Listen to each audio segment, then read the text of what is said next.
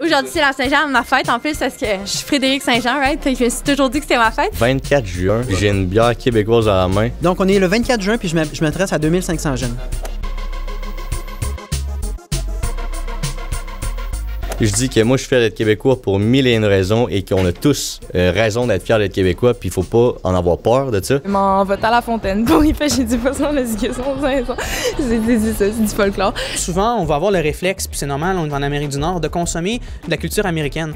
Moi, je suis coupable de ça aussi. Moi, j'inviterais les jeunes, en ce moment de Saint-Jean, d'aller écouter de la musique francophone, de la musique québécoise. On fait tellement du beau stock. C'est quoi la culture québécoise? On peut se demander, là, mais c'est tout ce qui vient de notre histoire, de notre théâtre, de notre musique, notre télévision. Même si c'est pas parfait, c'est quand même différent. Je veux dire, il y a tellement de choses différentes et uniques au peuple québécois qui font que dès que tu sors du Canada, c'est tellement une déconnexion, puis que tu n'as pas l'air d'être dans le même pays. Là. Puis de se poser la question, OK, moi, est-ce que je me reconnais dans les politiques canadiennes, dans les politiques québécoises? Est-ce que je me reconnais dans les choix pétroliers, mettons, du Canada?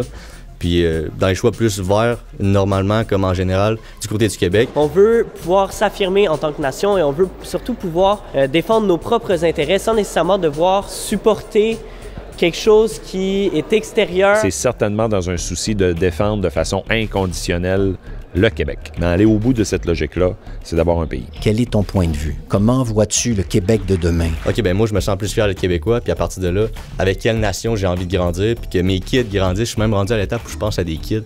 J'en veux pas tout de suite, là. OK? J'en veux pas tout de suite. Mais tu sais, un jour, j'aimerais bien ça, tu sais, fait que j'aimerais ça qu'ils grandissent dans un Québec pays. Et je veux pas donner à mes enfants le déclin de la langue française, le déclin de notre estime de soi. Il y a quelque chose de notre passé qui appelle les jeunes en disant « terminez le travail qui a déjà été effectué ». Complétons ensemble une histoire qui va bien finir. On s'est bâti avec les Autochtones, les Anglais, les Écossais, les Irlandais, les Français. On s'est bâti avec plusieurs communautés ensemble. Il faut rester unis. On se tient en solidarité pour tous les Québécois. Pas seulement un groupe culturel, mais tous les Québécois. Et on leur dit, on vous t'aime. Pour moi, ça, c'est d'être Québécois. On est super ouvert, puis le but, c'est rassembler les gens, puis faire comprendre pourquoi la culture québécoise est différente, pourquoi le peuple québécois est différent. Rêvez grand, voyez grand, c'est possible, puis prenez le contrôle. Tu sais, si les instances politiques vous représentent pas, ben infiltrez-les, puis allez prendre le pouvoir. Puis c'est comme ça qu'on va réussir à faire quelque chose qui nous drive, puis un projet de société qui nous motive. Donc, ce que je leur dis à ces jeunes-là, impliquez-vous, faites-la le pays, c'est entre vos mains dans le fond. Le mouvement des jeunes souverainistes se veut vraiment comme un mouvement qui est indépendantiste, mais qui ne s'affilie pas à aucun parti politique.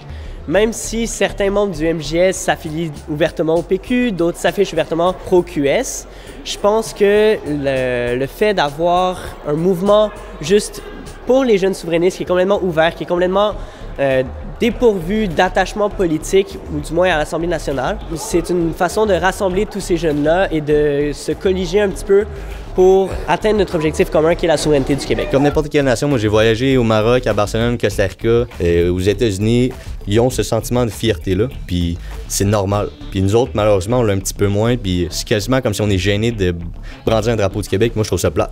Moi, mon drapeau du Québec sur mon char, il est là à l'année longue, même s'il est sale, j'en achète 3-4 à chaque fois qu'il est au Dollarama, il est sort pour la Saint-Jean. Je fais des réserves, quand il est sale, j'en change un. Puis en ce qui concerne aussi visiter le territoire, par exemple, quand on part en vacances, souvent, on va se dire, ben je vais aller à l'étranger, je vais aller dans un autre pays, mais je inviterais les jeunes à découvrir le Québec. Moi, je nous invite là, à découvrir tout ce qu'on fait de beau aussi, au niveau culturel, au niveau touristique.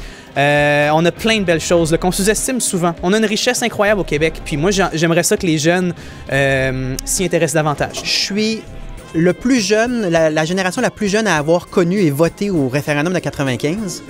Et c'est comme un chapitre à terminer, une injustice qui n'est pas encore réglée. Après 1995, il y a eu une certaine... les gens étaient tannés ou ils ont juste perdu espoir au mouvement. Puis nous, on est cette génération-là, les enfants des parents qui ont milité en 95. Puis moi, mes parents m'en avaient jamais vraiment parlé de ça parce qu'ils se sont dit, bon, ça fait 2 fois que ça marche pas, fait qu'on va arrêter d'en parler. Fait que je pense que c'est à cause de ça. Les gens ont perdu espoir, mais je pense qu'il faut restaurer cet espoir-là. La plus belle lueur d'espoir, c'est déjà 35% de la population qui sont passionnés puis qui veulent ça à 110%, qui y croient de tout leur cœur.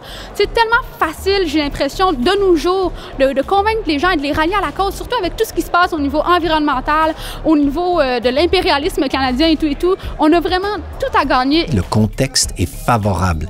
50% des Québécois sont insatisfaits du régime canadien. Moi, les jeunes, quand j'ai fait le tour des cégeps des universités, ils cherchent un projet de société et il y en a un, c'est celui de se libérer du colonialisme, mais aussi du mépris envers le Québec qui dure depuis des siècles, pour transformer ça en un Québec qui va être rayonnant à travers le monde, qui va être un leader à plein de niveaux parce qu'on a cette capacité créative-là. Et nous pouvons le faire.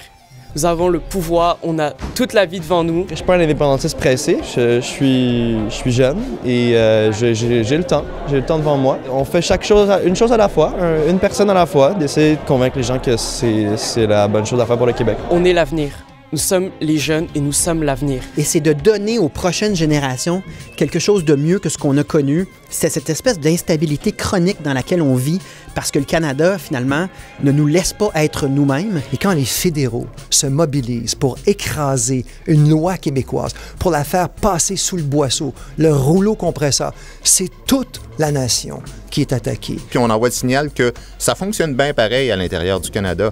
Mais la réalité, c'est qu'il faut faire le contraire. Il faut démontrer qu'il faut en sortir le plus vite. Ah, il y a plein de monde avec un drapeau à fête nationale. La souveraineté est revenue. Parce que quand on dit ça, c'est qu'on dit à tous les fédéralistes de s'en aller dans leur maison, d'écouter un film canadien, là. C'est sûr que c'est peut-être pas la question qui est à l'ordre du jour dans les médias. C'est sûr qu'on en parle un peu moins au quotidien. Ceci étant dit, ça va être fondamental dans les années à venir. Puis je pense qu'il y a une volonté à ce qu'on y arrive à cette indépendance-là. C'est tellement un gros projet de société, c'est tellement énorme qu'il faut juste qu'on y soit à un moment donné. Et que ça va avoir un impact déterminant sur les autres questions, notamment l'environnement, parce que le Canada est un État pétrolier. La meilleure façon de combattre la crise climatique, c'est d'avoir un pays et d'avoir tous les moyens. Avec l'indépendance du Québec, on pourrait les empêcher de passer le pétrole ici. Mais aussi la justice sociale, le rôle que le Québec peut jouer en diplomatie pour influencer le cours des choses à l'échelle planétaire. De faire du Québec le 4e pays en Amérique du Nord, un État normal, en harmonie avec ses partenaires géopolitiques historiques. La meilleure façon d'avoir ce qu'on veut dans la vie, c'est de se dire oui. Il y a le livre qui fait dire oui. J'invite tous les Québécoises et tous les Québécois à se réapproprier du drapeau du Québec parce que ça appartient à tout le monde, ce drapeau-là. On ne pourra jamais devenir souverainiste si on n'est pas Québécois. Je vais raconter une histoire vite. Mon père, c'est ce qu'on peut appeler un imbu péquiste, c'est ça, péquiste pur et dur. Puis aux dernières élections, après l'échec de la convergence, il a voté Parti vert en 2018. Tu sais, c'est le dernier gars que tu verrais voter Parti vert. Tu sais, c'est le gars qui a voté PQ toute sa vie, puis qui a voté Parti vert en 2018. Comme on peut pas avoir deux partis indépendantistes au Québec, deux partis qui se disent progressistes, qui s'envoient chier en plus, puis qui veulent quasiment... C'est comme genre, ils ont deux visions un peu différentes, mais qui veulent au final l'indépendance. Ce que ça a prouvé, l'élection du Bloc, c'est que les Québécois étaient encore capables de se rassembler, malgré des opinions vraiment divergentes. Puis moi, des gens qui ont voté pour le Bloc qui sont vraiment différents, j'en connais beaucoup. Fait que de voir qu'on est encore capable, malgré nos divergences, de se rassembler autour de points communs, je pense que c'est la grosse leçon qu'on peut tirer de l'élection du Bloc. L'intérêt de la souveraineté, c'est vraiment de bâtir au long terme une société. Et c'est sûr que c'est un projet à long terme parce qu'on va s'entendre, l'indépendance, ça fait pas consensus dans la société présentement. Donc, ce qui nous prend, je pense que c'est un bon contexte qui va nous permettre justement de ramener tout notre monde puis de faire l'indépendance. Puis moi, je suis fier d'être Québécois, puis faut pas être gêné de l'être, faut pas être gêné de le dire. Comme a dit Charles de Gaulle le 24 juillet 67, vive le Québec et vive le Québec libre.